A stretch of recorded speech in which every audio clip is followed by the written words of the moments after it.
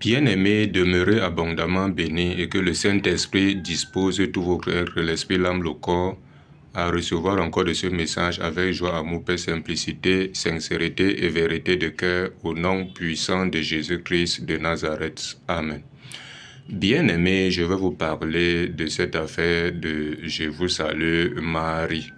Bien-aimés, ici, à la lumière de la parole de Dieu, est-ce qu'on doit prier Marie? Bien-aimé d'emblée, il n'y a qu'une seule personne qui est morte et elle est ressuscitée, elle est allée au ciel. Ce n'est que Jésus-Christ en qui on doit prier. Parce que il est venu faire une œuvre, il est venu mourir pour le pardon des péchés, pour les péchés de l'humanité, afin que nous obtenions le pardon de nos péchés et pour nous accorder sa justice, qui nous donne la vie éternelle, le salut de Dieu qui nous donne la vie éternelle. Donc voilà un peu cela. On va examiner à la lumière de la parole de Dieu. Bien-aimés, vous voyez généralement, c'est les adeptes de ces milieux-là, priez Sainte Vierge Marie, Mère de Dieu, priez pour nous pauvres pécheurs maintenant et à notre mort. Amen. Bien-aimés, d'emblée, si tu es pécheur, Dieu n'exauce pas les pécheurs. Donc tu vas beau prier Marie de matin jusqu'à 7 jours sur 7, 24 heures sur 24, toute l'année, autant d'années que tu veux, Dieu ne va pas t'exaucer. Et si Dieu ne t'exauce pas, alors qui t'exauce? Ça veut dire que c'est le diable qui récupère ces prières-là, il exauce certains et ils se disent que en réalité, Dieu est dans ce qu'ils sont en train de demander et pourtant, il n'en est rien. Jean 9, verset 31.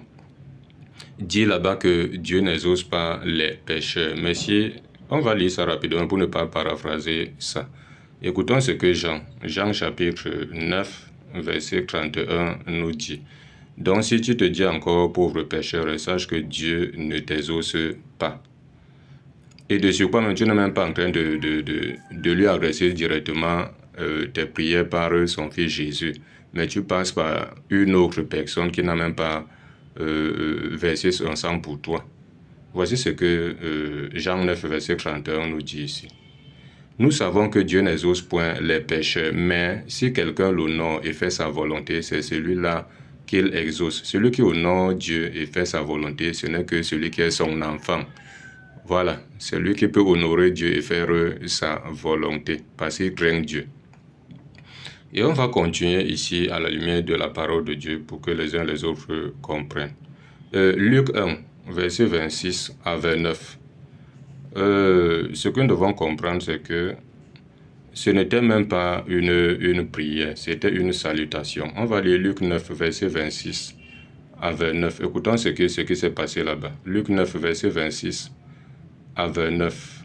On dit ici là, au 6e mois, l'ange Gabriel fut envoyé par Dieu dans une ville de Galilée appelée Nazareth, auprès d'une vierge fiancée à un homme de la maison de David nommé Joseph. Le nom de la vierge était Marie. On dit l'ange entra chez elle et dit, je te salue, toi à qui une grâce a été faite, le Seigneur est avec toi. Donc c'est l'ange Gabriel qui salue Marie. On n'a pas dit de faire de ça une prière, c'était une salutation. C'était une salutation, ce n'était pas une prière. Bon, l'ange finit de lui annoncer qu'elle sera enceinte, voilà, et pour survoler ça, on va prendre jusqu'au verset.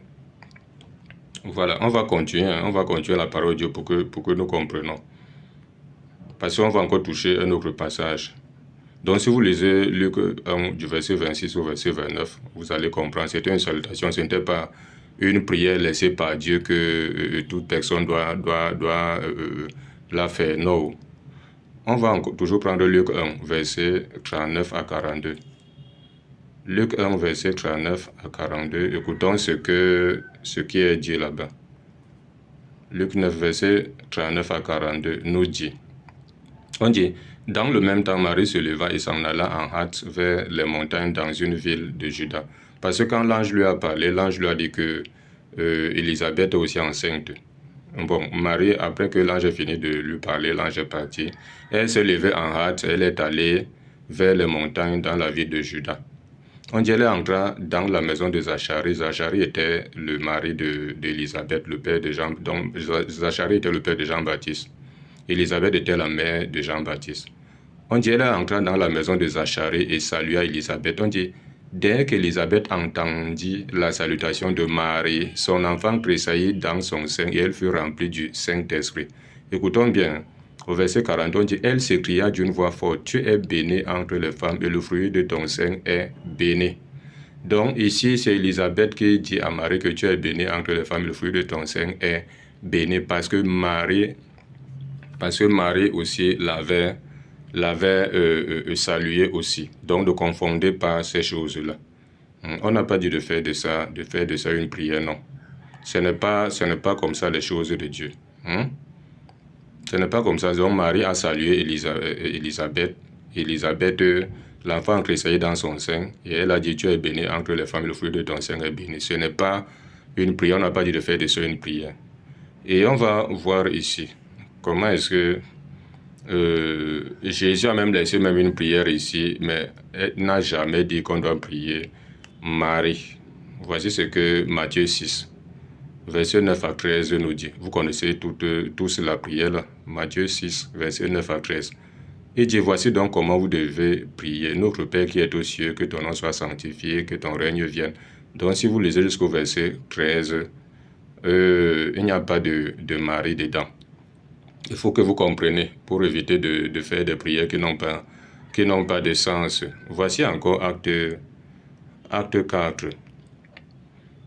Du verset 24 jusqu'au verset...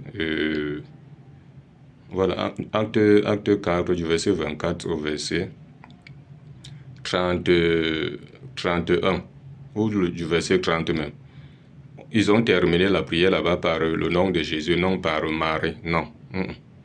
C'est au nom de Jésus, donc tout se fait au nom de Jésus. On demande au nom de Jésus. Jean 14, verset 14.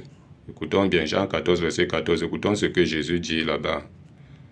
À Jean 14, verset 14, il dit ici, pour que vous ne fassiez plus du n'importe quoi, parce que vous suivez vos parents. D'autres même disent que leurs parents, arrière-grands-parents étaient dans cette religion-là, donc eux aussi, ils ne peuvent pas quitter, donc ils suivent leurs parents. Si vos parents sont morts dans l'ignorance, vous aussi, vous les suivez dans l'ignorance.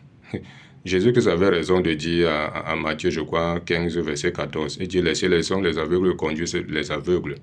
Si un aveugle conduit un aveugle, tomberont tous deux dans la fosse.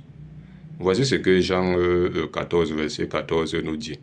Si vous demandez quelque chose en mon nom, je le ferai. C'est Jésus qui le dit. Il dit, si vous demandez quelque chose en mon nom, je le ferai. Il n'a pas dit en tout autre nom. Il dit en son nom.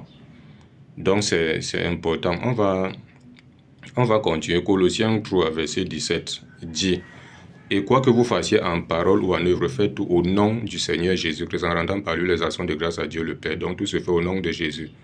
On ne prie pas au nom de Marie, elle doit intercéder pour nous auprès de Jésus, pour que Jésus intercède pour nous auprès du Père. Non.